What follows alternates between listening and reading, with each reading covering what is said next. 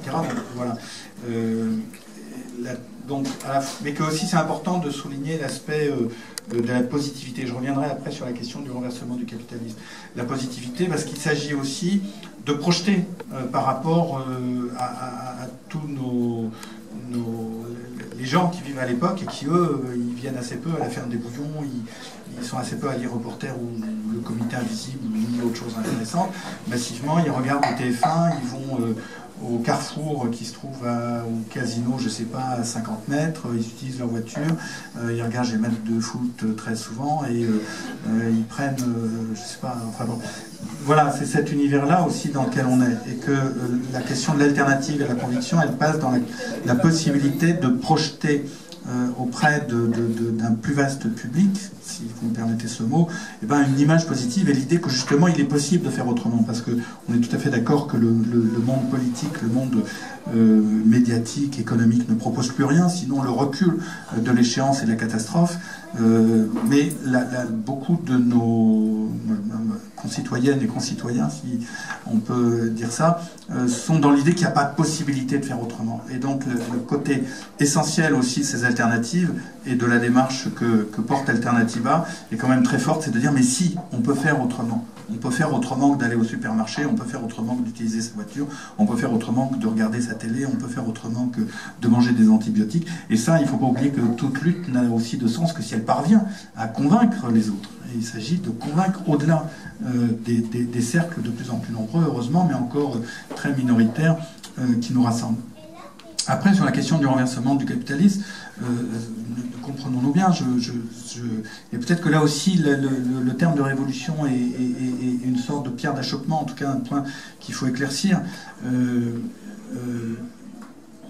Moi, il me semble qu'on n'est pas dans une situation où on peut renverser le capitalisme, mais où le capitalisme, dans son dernier spasme historique, quand je dis spasme historique, c'est une dizaine d'années, je ne sais pas, mais a passé... enfin, moi j'ai tendance à raisonner en termes de forme historique, et pas... donc j'ai plutôt une culture historique qu'une culture philosophique.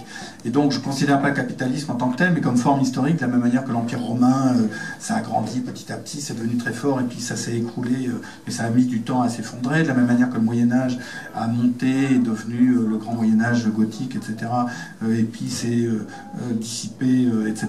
De la même manière, il y a eu une période de jeunesse du capitalisme, d'extension de l'économie de marché, de la générale, etc., de montée progressive dans la révolution industrielle, et d'espèce d'apogée qui a dû se situer dans les années 90, les années Clinton, ces années-là, et maintenant on est en train de vivre alors je ne sais pas si c'est effondrement, affaissement, dégradation, etc., mais cette forme historique est en train de disparaître.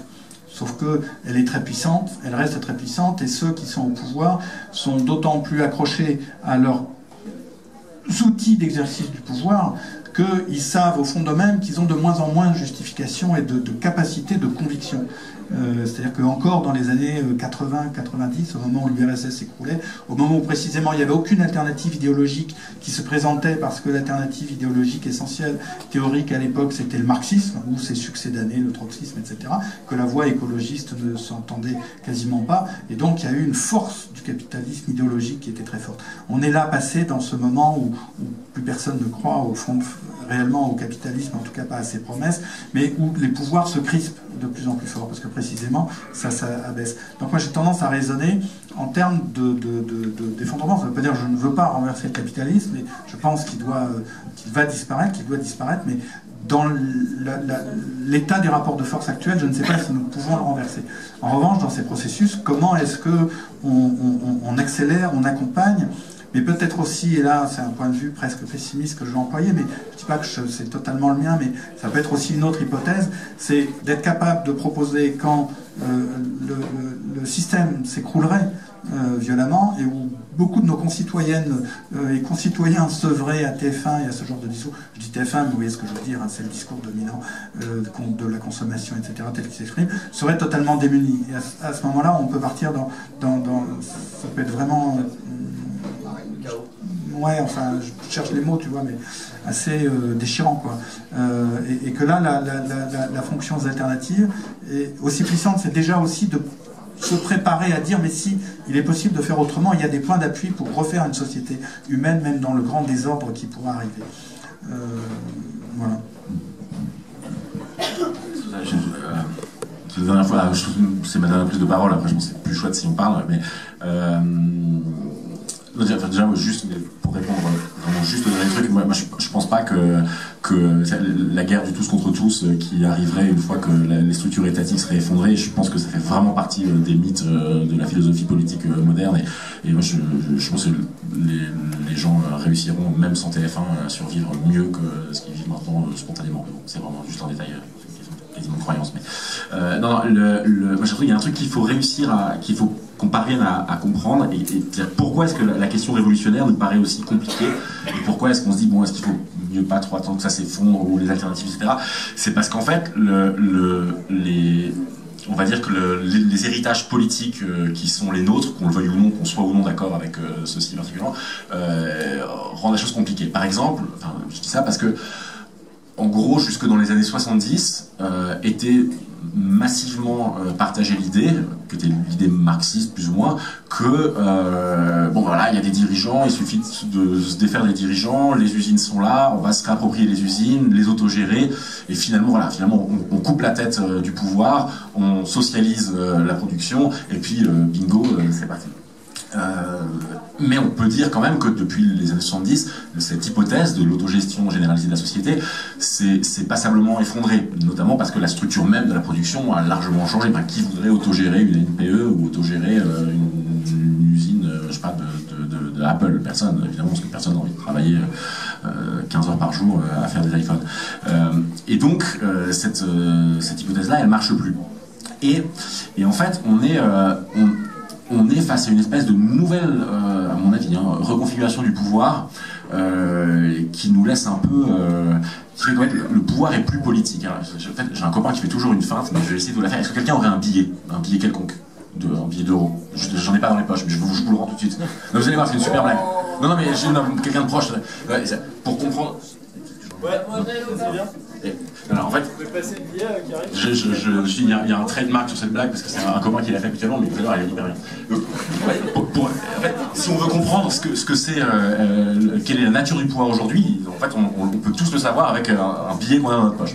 Vous voyez bien, historiquement, on sait tous sur les billets, en fait, c'est des têtes, d'hommes politiques, d'hommes importants. C'est le pouvoir qui est incarné par des visages, par des personnalités. Or, qu'est-ce qu'il y a sur la totalité de nos billets en euros? Alors là, c'est quoi? C'est, je sais pas, un aqueduc, ou je sais pas, des bâtiments, des infrastructures. Et sur tous les billets en euros, c'est des infrastructures. Et c'est bon, je peux le rendre, la blague est finie, je peux le rendre à celui qui va passer. Je peux continuer maintenant. Merci beaucoup. Bah attends, ça vient.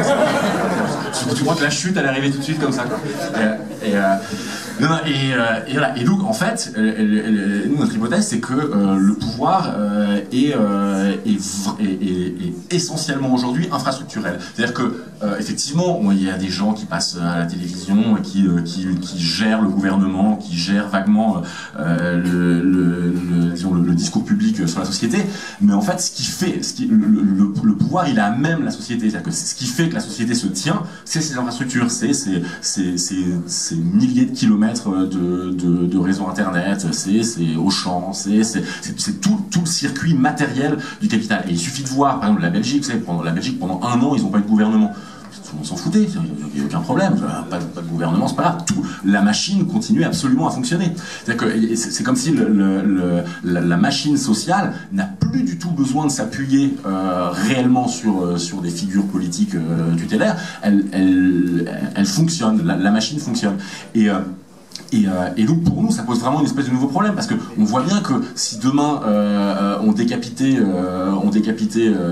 François Hollande qui a vraiment un profil de Louis XVI, mais vous voyez bien que si on essayait de regarder derrière les conspirationnistes, ils pensent toujours qu'il y a quelque chose qui serait caché derrière la scène. Il n'y a rien derrière la scène en fait. Il y a des gens qui s'agitent, mais il y a rien derrière. La réalité c'est que le pouvoir est infrastructurel. Le pouvoir c'est l'organisation même de notre survie quotidienne. Et donc ça, ce que ça signifie, c'est que le geste révolutionnaire, ça peut plus être le même. Ça peut pas juste être de se dire, ah bah oui, les gouvernants sont méchants. Oui, ils sont méchants. Oui, ils sont bêtes. Oui, ils sont stupides. Oui, c'est des communicants. Il n'y a aucun problème là-dessus. Mais en fait, le pouvoir, il est plus dans leurs mains. Il est plus dans leurs décisions. Le pouvoir, il est dans l'organisation même de la vie. Et ça implique, pour un mouvement révolutionnaire, un tout nouveau geste, qui est en fait de comprendre la technicité même du monde, de comprendre ce qui, dans l'organisation technique du monde, accroît notre puissance et qu'est-ce qui nous rend esclaves à cette organisation. Et ça implique, le mouvement révolutionnaire aussi a toujours été un peu divisé en deux parties. Soit les technophiles qui disaient ah, c'est super, la technologie va nous aider à, et puis là, soit les technophobes qui disaient ah non, mais la technologie, qu'est-ce que c'est mal, c'est ça qui nous aliène. Et là, en l'occurrence, le geste qu'on a à faire, c'est de comprendre ce qui dans chaque technique, ce que porte chaque technique. Le monde est toujours technique. La cuillère d'un enfant qui mange, c'est une technique. Et la question c'est qu'est-ce qui techniquement nous est favorable et nous paraît joyeux et vivable, et qu'est-ce qui ne l'est pas. Et donc ça implique de s'affronter au monde dans tout ce qu'il a de dur et de en béton, quoi. Et je pense que presque inconsciemment, c'est pour ça que toutes les luttes comme celle d'ici et Notre-Dame-des-Lances sont vraiment puissantes, parce que je pense que instinctivement tout le monde sent bien que c'est là que ça se joue, quoi. Le Val de Suse, ce qui est évident, c'est que vous avez genre cette espèce de projet de TGV qui va juste acheminer des marchandises à fond les ballons, etc. Et qu'est-ce qui résiste? C'est des espèces de paysans, lui, qui sont là, non, en fait, vous allez pas le faire, ça nous fait chier, quoi. Et on voit bien que cette espèce de défiance vis-à-vis de la connexion de métropole à métropole, c'est vraiment ça le cœur. Il y a l'espèce de conscience générale du fait que c'est les infrastructures qui nous tiennent, et donc c'est à elles qu'il faut savoir lesquelles doivent être détruites et lesquelles doivent être maintenues, lesquelles doivent être modifiées, c'est ça la question révolutionnaire aujourd'hui, qui est effectivement un peu plus compliqué que de juste se dire on va réouvrir les usines en partageant les pâtes à la sortie de l'usine. Mais c'est une question à hauteur de l'époque, quoi. Voilà. Non, contournement est de Rouen. Voilà, donc je vais essayer de prendre les prises de parole. Ouais.